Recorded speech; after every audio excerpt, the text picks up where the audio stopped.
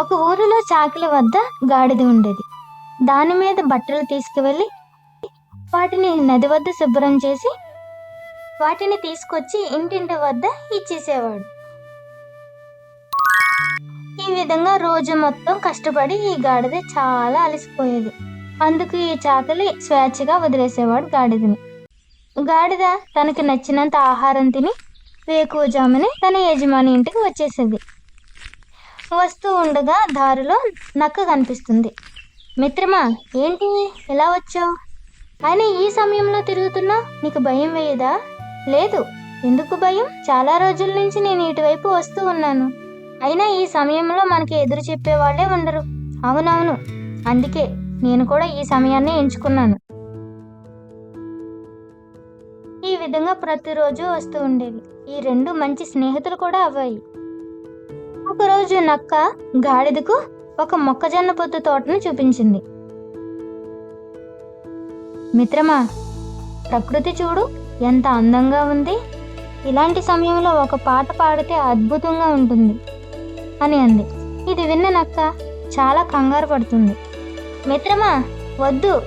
ఈ సమయంలో మనం పాట పాడితే యజమాని వచ్చి మన ఇద్దరిని ఊది కారేస్తాడు. ఇది మనకంత మంచిది కాదు. నువ్వు పాడవద్దు అని అంటుంది. లేదు లేదు, విన్ని, అతనికైనా అర్థమవుతుంది నా స్వరం ఎంత అద్భుతంగా ఉంటుందో. నీ స్వరం చాలా అద్భుతంగా ఉంటుంది, అవును. కానీ నీకు ఇప్పుడు నీరసంగా ఉంది కదా, చాలా స్లోగా మాట్లాడుతున్నావు. మరెప్పుడైనా పాడుదువు గాని అంటుంది నక్క.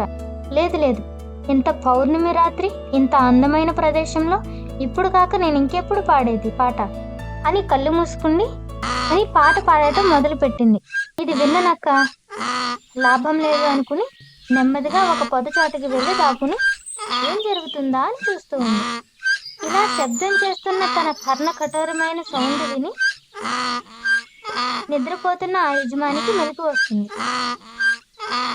వెంటనే అటువైపుగా వస్తాడు. ఆ గాడిదని చిలుక బాదుతాడు. వెంటనే ఆ గాడిద పెద్ద పెద్ద కేకలు వేసి పరుగులు తీస్తుంది.